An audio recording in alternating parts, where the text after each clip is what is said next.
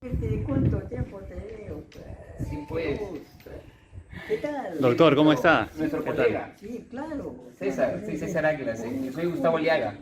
Es una ocasión muy especial porque nos encontramos con el doctor Edgardo Fernández Chirinos, quien se ha desempeñado como decano de la Facultad de Odontología de San Marcos y también ha sido el decano del Colegio Odontológico de Lima.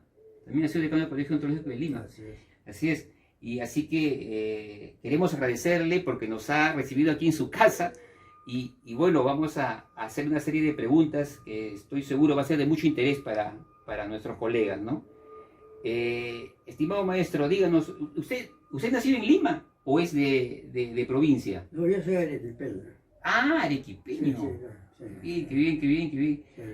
Muchos colegas y maestros destacados también son provincianos, ¿no? Como, No, la mayor parte.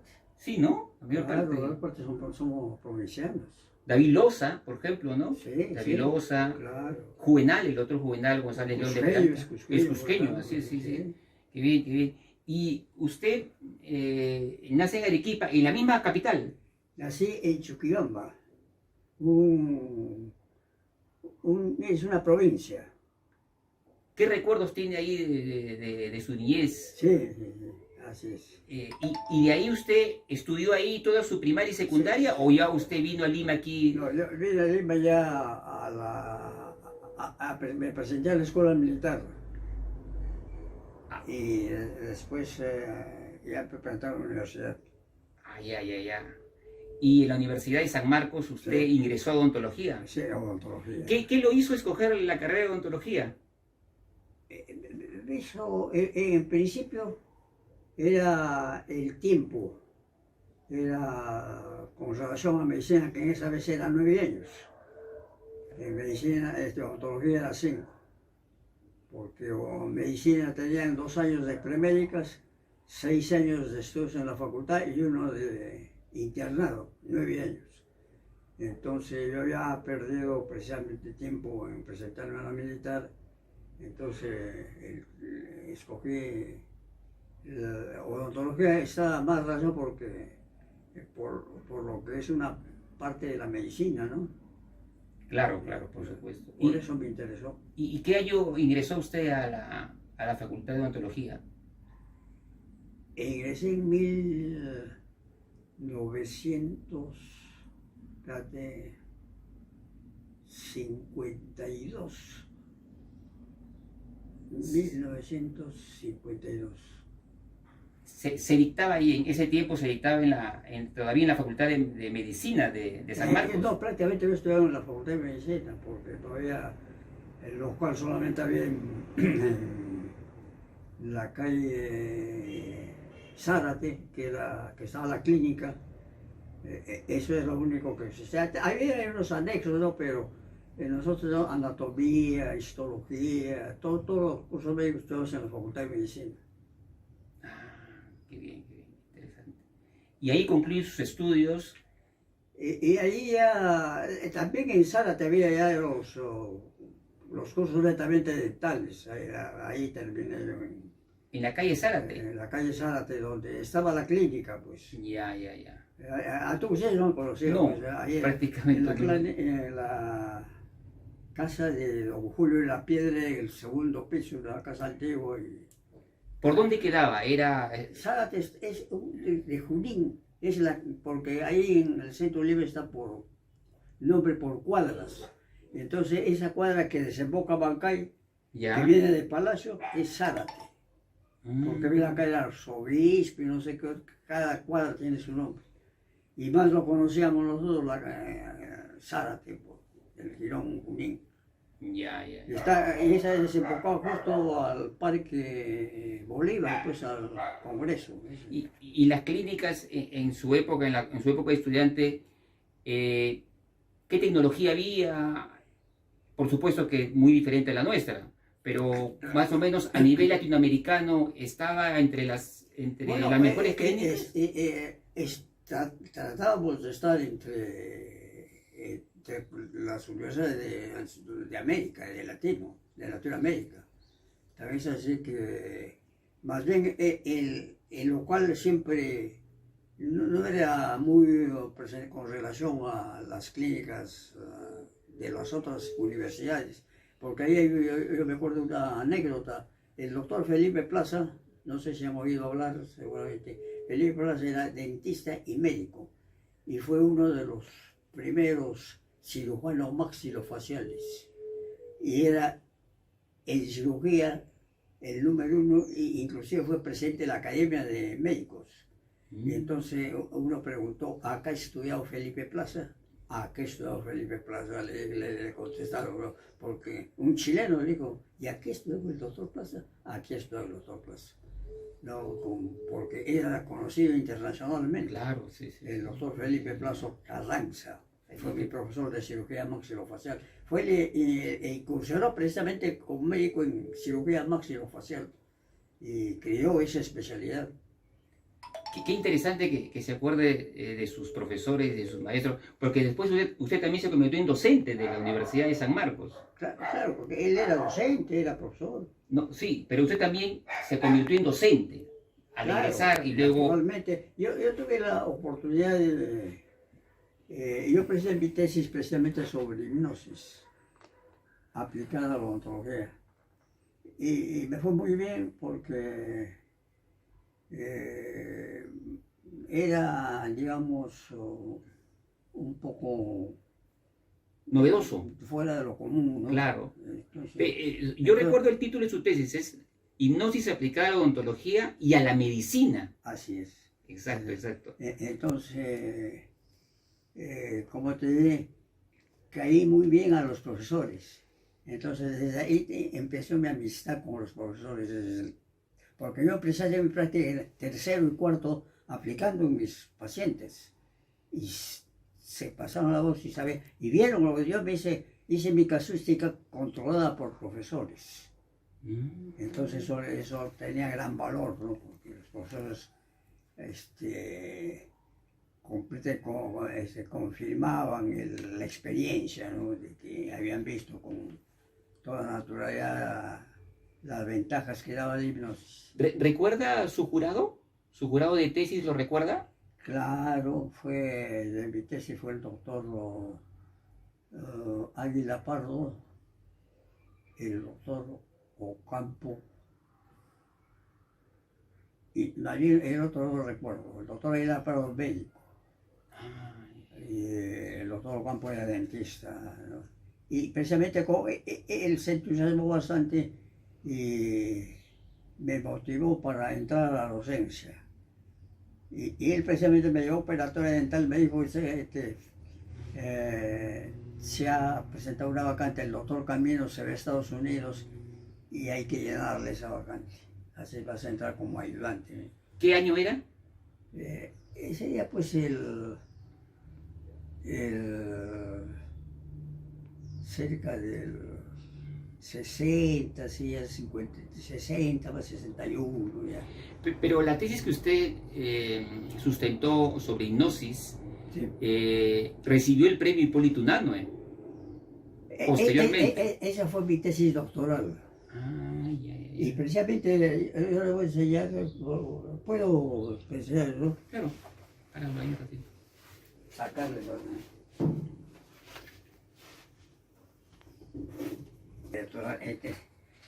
la tesis doctoral.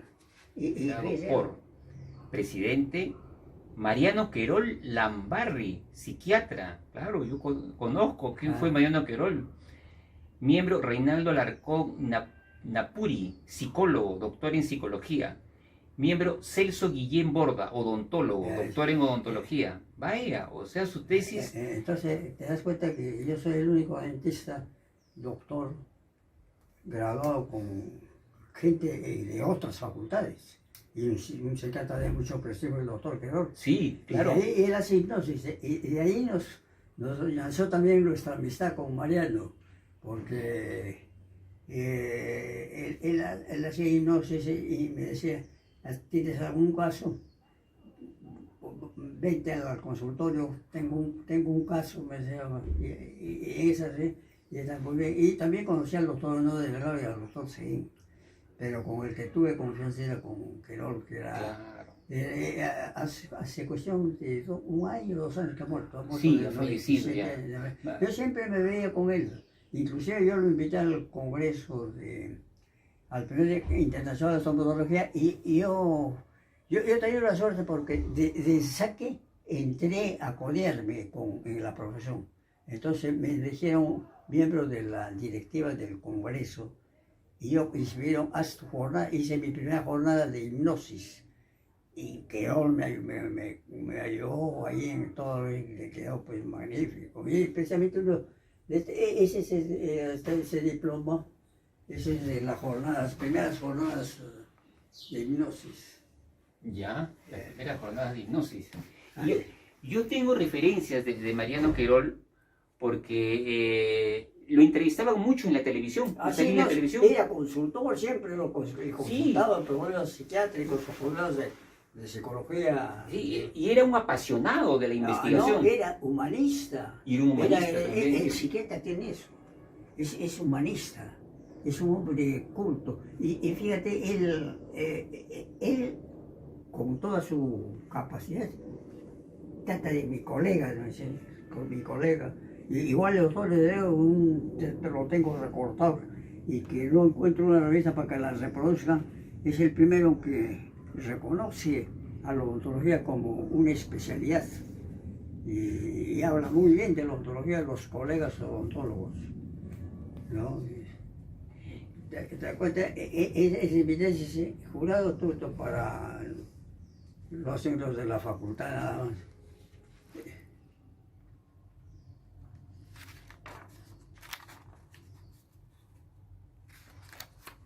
Son datos muy importantes.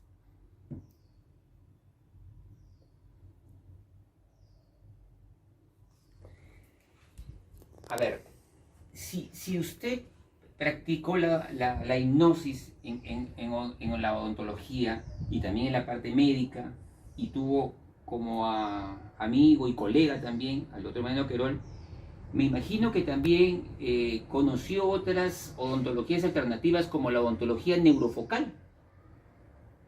¿Conoció de la odontología neurofocal en nuestra... Bueno, digamos, como medida cultural, ¿no? Y de capacidad naturalmente.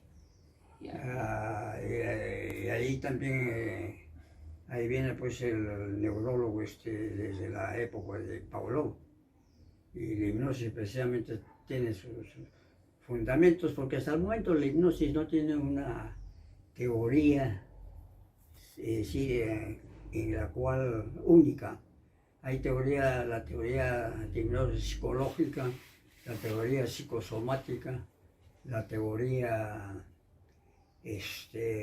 neurológica de Pavlov, que se basa en la teoría reflexiológica, y así hay la neurofisiológica, y todas van pero no hay, digamos, un conocimiento que, digamos, el mecanismo en el que se realiza. Se conoce toda su fisiología, la influencia cerebral, neuronal, todo eso, pero no hay una definición concreta. ¿Y cómo lo aplicó en la parte odontológica? ¿Nos puede dar un ejemplo, por ejemplo? Un ejemplo de cómo se aplicó la hipnosis. Yo tuve la oportunidad llevo a San Marcos un médico inglés y habló sobre hipnosis. Y dijo que la bondad que tenía de aplicarse en medicina, y habló de odontología, generalmente el paciente dental es un paciente para los psiquiatras fóbico, tiene fobia al tratamiento dental. Está mejorando ya, porque antes los tratamientos eran traumáticos. Porque si tú ves las primeras estaciones de muela, que lo agarraban a uno, ¿no? Para sacarle la muela. Entonces eso se ha ido heredando, pero ya está mejorando por la tecnología que va adquiriendo la odontología. Entonces, de todas maneras, hay siempre un nerviosismo que dificulta el tratamiento. Por ejemplo, hay un aumento de saliva o sequedad, ¿no? Así que en ese sentido apliqué la hipnosis para que los pacientes nerviosos pudieran dejarse curar o hacer una extracción en mejores condiciones. Y dio resultados naturalmente, porque yo lo hice con mi doctoral, que es esta, con una casuística que tuve que preguntar, porque era un jurado además, que en esa vez yo al doctor que yo lo conocía como era, que era profesor, que trabajaba, pero no, yo era alumno y no tenía ningún vínculo, digamos. Y a partir de esta empezó mi vínculo y mi interés también de conocer al doctor Guerrero, porque él hacía hipnosis y escribía artículos sobre hipnosis. Entonces yo por eso lo conocí también. Hay un médico muy famoso, debe usted de conocer, Santiago Ramón y Cajal, el español, Claro, que practicó la hipnosis también. claro, Ramón ¿Practicó? y Cajal, claro. Sí, Ramón y Cajal Ramón y practicó la Cajal, hipnosis sí. también. Pero antes de eso había un español, el doctor Sánchez, no me acuerdo su nombre, que tiene un texto de hipnosis médica. Yo en mi bibliografía lo tengo en cuenta porque he leído. He leído. Y bibliografía en esa época, yo tengo inclusive un texto de 1800 sobre hipnosis. Si quieren después lo pueden mostrar. Ah, sería interesante, es un documento del Lo tengo siglo a la mano. XIX. Ya, un ratito. Hipnotismo. Hipnotismo. El hipnotismo puesto en moda por José Franco.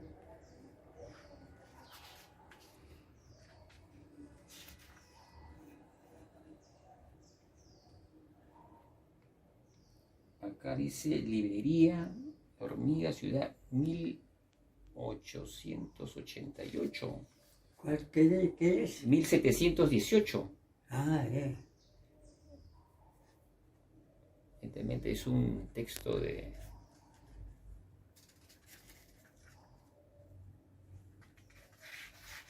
una traducción, ¿no? Mira, sí, es muy interesante.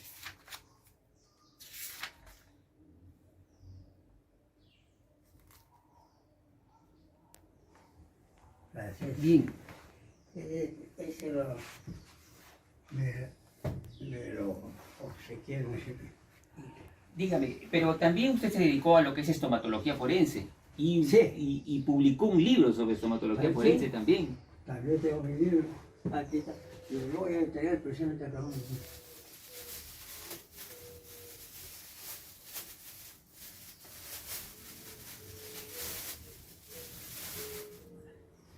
Este es el libro de estomatología forense. Uy, mira qué bonito.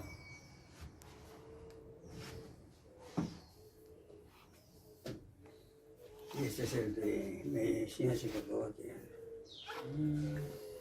Ah, ese es el último libro que usted Sí, publicó, ese, ¿no? sí, El sí, último, sí. sí. Sé que el doctor Botetano lo presentó. Sí, exactamente. Exacto, él lo presentó. Así es, lo presentó. Sí, muy contento, lo publicó Sí. en su Face y se sentía muy honrado de haber presentado su libro Psicosomática e Hipnosis en Estomatología. Qué interesante, hay que revisarlo. Te voy a decir En una- esta etapa de la vida del doctor Fernández Chirinos se vio la necesidad de dictar el curso de estomatología forense y las autoridades de la facultad escogieron al doctor para que se haga cargo de ese curso. Cuéntenos cómo lo diseñó, cómo lo planificó. Lo planifiqué como la experiencia que adquirí en trabajos de la policía. Entonces, vi la organización en forma sistemática de cómo podía entrar la odontología forense. Entonces tenemos que conocer generalizado la medicina legal. Entonces empezamos con criminalística, después seguimos con traumatología general y odontológica, después toxicología y antropología forense y organizamos el curso que lo llevé a hacer un texto. Lo tengo como consulta y tuve la suerte, digamos, de ser felicitado por gente del extranjero porque no había un texto de odontología forense. Los brasileños me mandaron cartas y todos que me mandaron una felicitación diciendo que por primera vez un cubano también me mandó que por primera vez encuentra un texto de como debe ser, pues un curso, ¿no? Y esa es la satisfacción que me dio la odontología forense. Y claro, pues, y la odontología forense ha demostrado con 1000 casos, con un marco, es decir, una casuística para identificar. Por ejemplo, hay un caso, digamos, referencial. Resulta que encontraron un cadáver de una niña detrás, estaban construyendo detrás de la iglesia, me acuerdo, en la avenida Venezuela, hay una iglesia, no recuerdo el nombre, y estaban construyendo y encontraron un cadáver de una niña. Y eso llamó la atención, llamó a la policía con sus peritos se acercaron, mandaron a la morgue los restos. Y lo que me ha llamado la atención es que tenía un plano inclinado que estaba corrigiendo la dentadura de una mordida vis a vis, ¿no? De una oclusión vis a vis, un plano inclinado. Tenía un aparato ortodoxo. Entonces eso fue una señal de que era fácil para reconocerla. Entonces el juez ordenó que notificaran a todos los dentistas de Breña para si alguno había conocido, y yo no recuerdo el nombre ahora de uno, digo, yo lo he hecho. Y entonces la niña fulana de tal, averiguaron y se identificó a los restos y por eso se identificó digamos, al autor del crimen, que era uno sacristán, uno que trabajaba en la iglesia, y como eran niños iban a cantar, a rezar, ahí aprovechó, la violó, después seguramente tuvo problemas y le quitó la vida, pues, y lo enterró. Y después de un tiempo apareció. Es uno de los casos más, sí, como ejemplo claro, de la utilidad de la odontología. De su importancia, sí, ¿no? sí. De su gran importancia en encontrar la verdad. Y este libro le deparó seguro también grandes satisfacciones, porque usted comenta de que tuvo una aceptación internacional. Así es, sí, tuvo una aceptación internacional, que hasta el momento, es decir, lo trataron como un texto universitario con proyectos netamente de estudio, y fue aceptado con gran interés. Usted debe recordar también ese otro caso famoso que conversamos por teléfono, ¿se acuerda de la Facultad de Odontología de Santiago? Ah, sí, claro. En Chile. Ese es Que usted conoce la Facultad de Odontología. Claro, ahí está el cráneo de la víctima.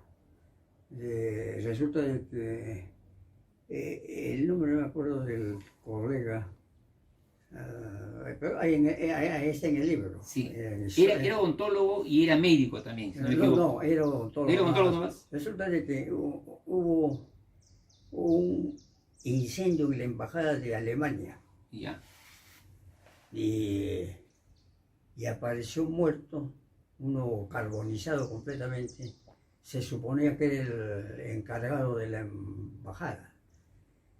Entonces, todo iba bien. Ya habían aceptado de que el encargado que se lo carbonizaba, no se podía, no hubo identificación. Y luego,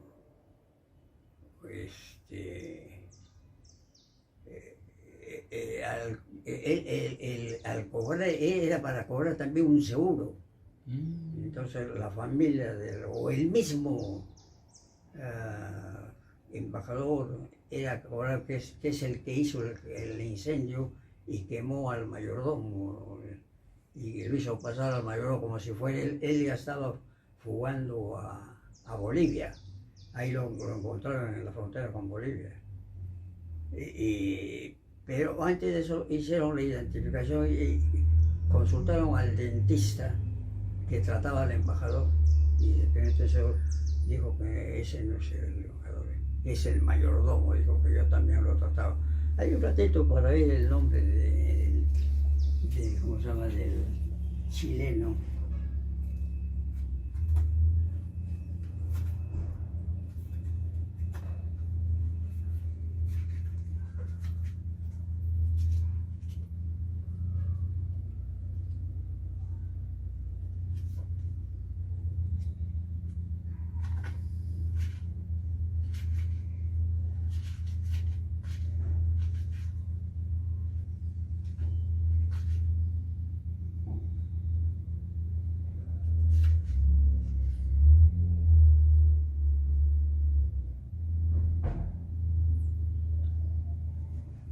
Bastarrica es el que identificó.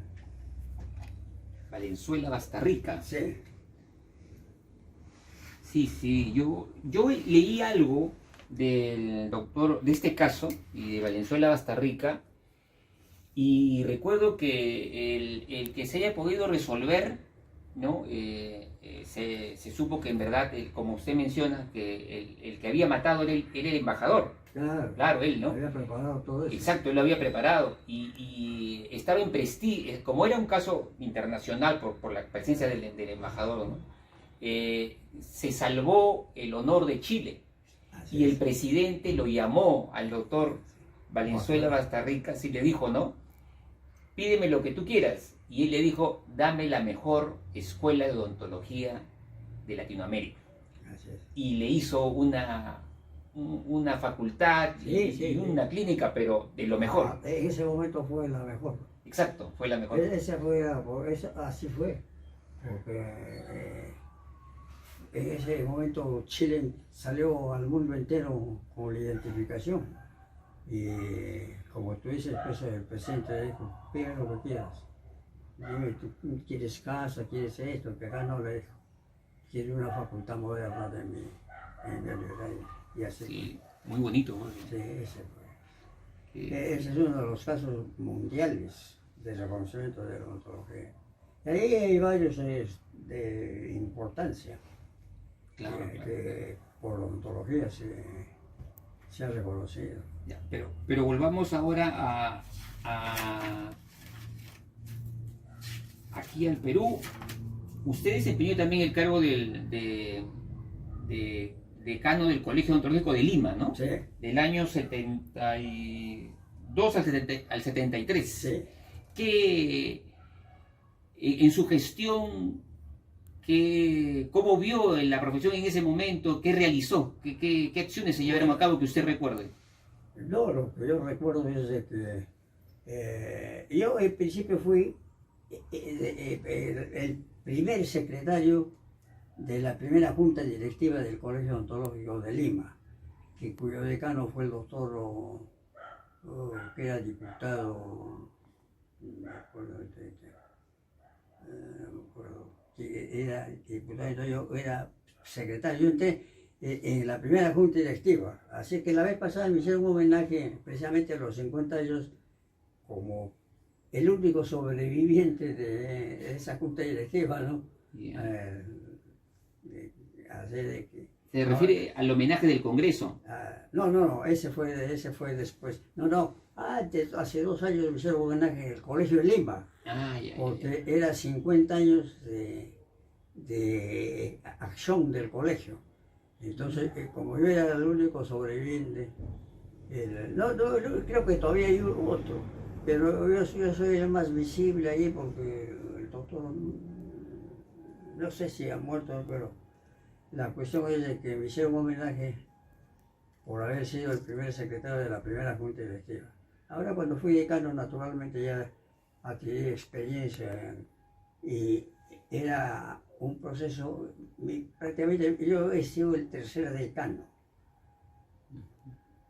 porque el primer decano, que no me acuerdo su nombre ahorita, puedo sacar el... Claro, por un supuesto. ratito. Sí, para tener una mayor referencia histórica. Bueno, ¿Podría repetir el nombre del el doctor? Alberdi Carrión. El doctor Alberdi Carrión. Sí, en su nombre era, pues, sí, pero era Alberdi Carrión, y en esa oportunidad era diputado por Lima, y por ese motivo renunció al año y lo suplantó el vocal que seguía. Entonces por eso yo vengo a ser el tercer decano elegido, porque en el escalafón soy de cuarto. Bueno, lo que hice yo en mi actividad fue muy, digamos, importante, porque me aboqué a actualizar a los colegas los conocimientos de la odontología. Hice cursos gratuitos de las diferentes materias de odontología durante un mes, 2 meses, actualizado, que muchos seguramente salieron de la universidad y no volvieron a tener contacto. Y era bastante concurrida, así es que ese fue uno de los mejores logros que hice, la actualización de la odontología. Era también otra época, ¿no? En la cual claro. eran los colegas que ocupaban los cargos directivos y el decano no recibían dietas, No. era un cargo de honor. Exactamente. Y después de eso, yo organicé el primer lustro de colegio, 5 años, y ahí hicimos unos campeonatos deportivos de fulbito, de tiro, de ping-pong, de ajedrez, es decir, dándole actividad atlética para que haya también camaradería, ¿no? Claro. Ahí nos conozcamos entre nosotros. Para que haya una cohesión En la del cohesión, gremio. ¿no? Y eso fue efectivo. Así que ese es otro de los hicimos por los 5 años de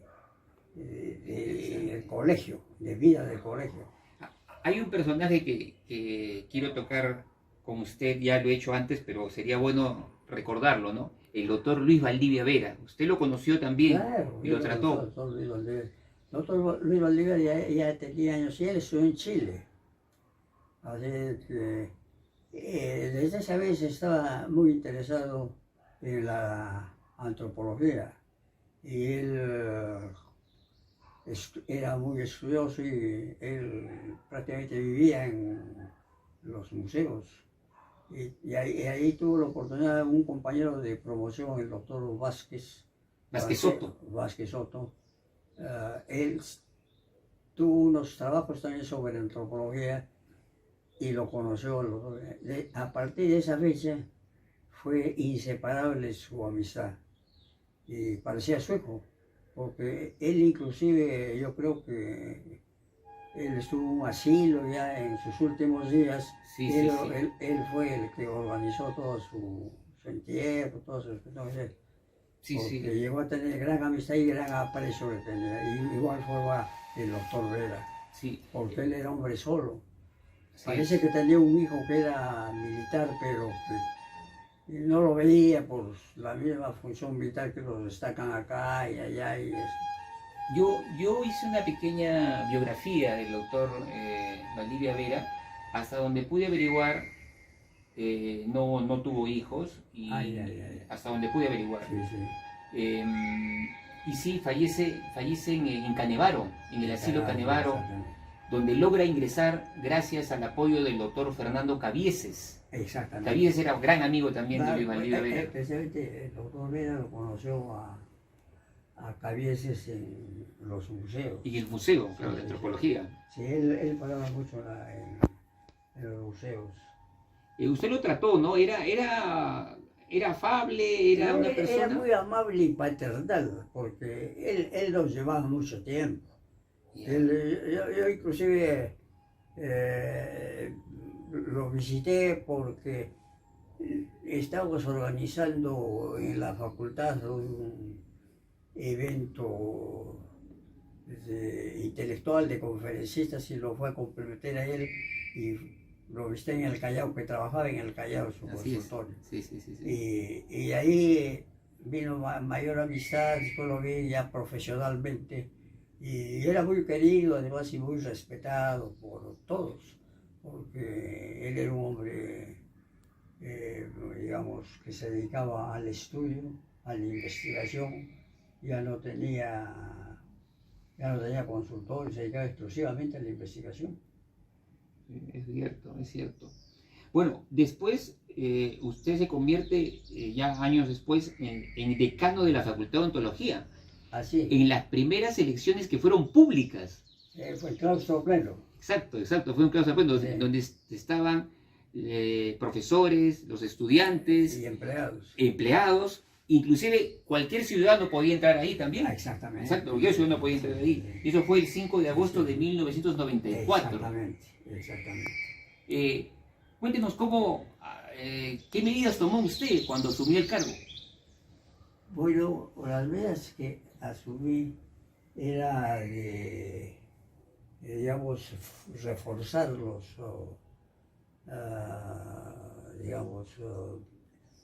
las cátedras para que tuvieran mejor desenvolvimiento. Y así fue.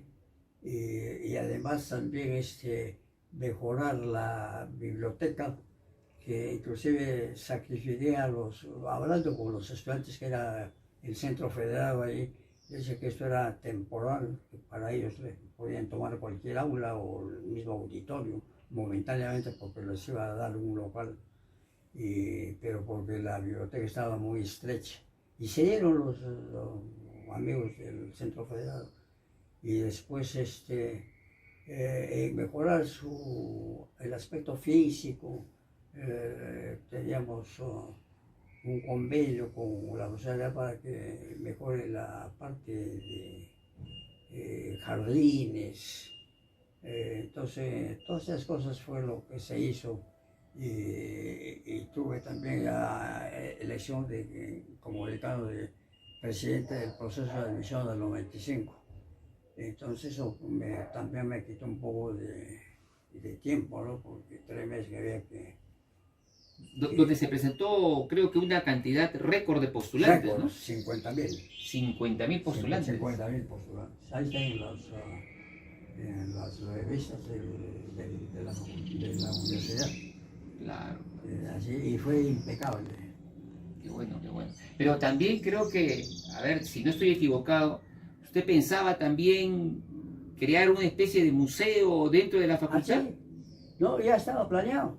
Ya estaba planeado porque es fácil en la universidad, porque estaba hablando con Antón. Y le dije, yo ya lo tenía todo listo. Y en eso entró, pues, intervino la universidad japonesa, Fujimori.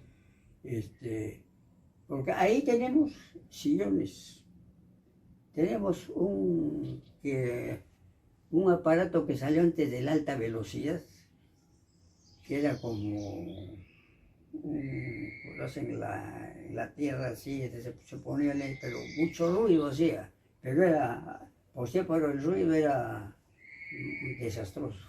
Eso también iba a pasar al museo, ¿no? Porque muy pocos conocen ni siquiera, su futuro fue, desapareció rápido el aparato ese. Y teníamos ahí equipos de rayos X antiguos. No es el apedal. Sí, eso. Era pedal también. ¿Pedal? No, ese era eléctrico. Claro, Ese que te digo, ese fue un nuevo, antes del alta. Porque en mi época, nosotros las prácticas las hacíamos con el de pedal. Pues. Claro, el de pedal. Había que el estudiante de odontología debía tener una cantidad de dinero para matricularse, porque tenías que presentar todo lo que te pedían. Ese nomás me acuerdo que costaba 900 soles, era con el aparato ese con la pieza de mano, con todo eso. Y así presentar todo para la práctica, porque En la práctica no daba nada la facultad, pues cada uno tenía su yeso, compraba plata para hacer ¿cómo se llama? Las incrustaciones, todo eso. Claro, claro. La odontología siempre se ha caracterizado por ser una profesión un poco... Hay que tener dinero Claro, para poder estudiarla ahí. exactamente. Es una de las más caras, creo, ¿no? Lógico, porque las prácticas te cuestan. Y para cada uno tenía que tener lo que es, y eso piedra, y eso tal cosa, y todas las cosas el profesor te pedía, tenía que tener todo listo. Y empezaba la práctica. Así es, así es, así es. Así es. Bueno, y coméntenos, usted después, ¿en qué año ya se jubila, se retira de la universidad? El 2000 exactamente, terminando el siglo. Terminando el siglo. Terminando el siglo, ya, porque veía que no había... Y después salió, inmediatamente que salió la Junta Interventora. Dígame, dígame. Sí, entonces había posibilidades todavía tenía un tiempo ahí y daba la experiencia, pues, ¿no? Pero ya me había retirado ya. Así ¿Enseñó en alguna otra universidad? no, en la universidad. Más bien me propusieron para una universidad que estaba por abrirse, creo, pero me pidieron si podría en caso de, pero no me pasó, a veces tampoco hubo esa universidad de la Victoria, no recuerdo bien, pero me vinieron acá inclusive a personas a decir si podía, en caso de se abrir una facultad de odontología en la universidad, la Victoria, no me acuerdo, si podía colaborar en su organización. Bueno, dije, no había ningún problema, pero no llegó a cristalizarse. Bueno, estamos ya en la parte final prácticamente de esta entrevista y quisiera preguntarle, ¿qué mensaje le daría a los jóvenes colegas? A los colegas. Que se están iniciando en la carrera. Decirles que la odontología la practiquen con amor y con mucho interés. Hay que ponerle amor a lo que uno hace y así sale mejor. Qué bien, qué bien.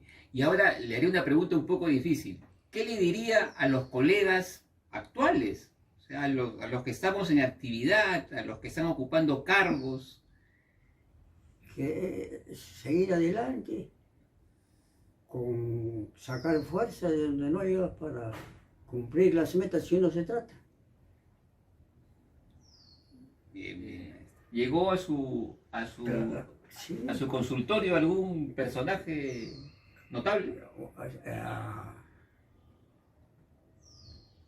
Tuve la oportunidad yo de hacerle un examen a una Miss Universo. Miss Mundo fue Madeleine, no sé cuánto, no me acuerdo, pero le hice un examen de identificación en la policía y salió en el periódico, bueno, se le estaba examinando porque iba a un concurso y llegó a ser Miss Mundo, no Miss Universo, sino Miss Mundo, que son dos. Tengo inclusive la foto con ella. Me parece que acá.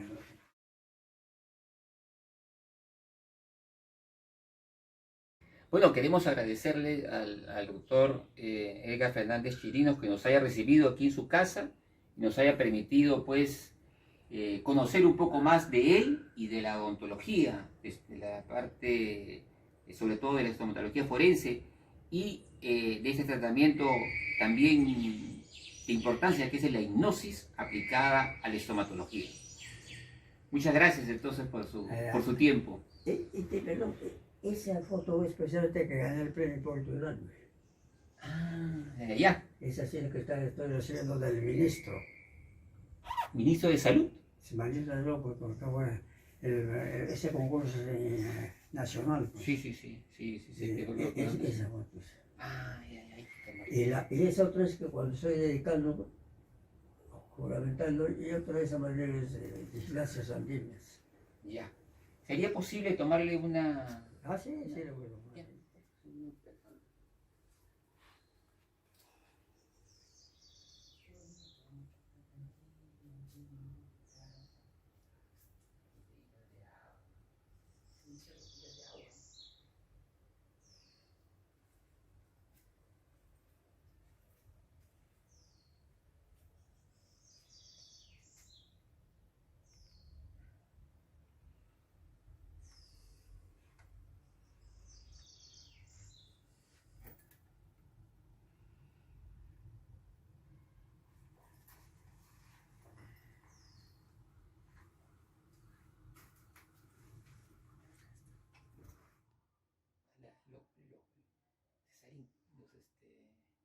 Lo de arriba, lo de arriba.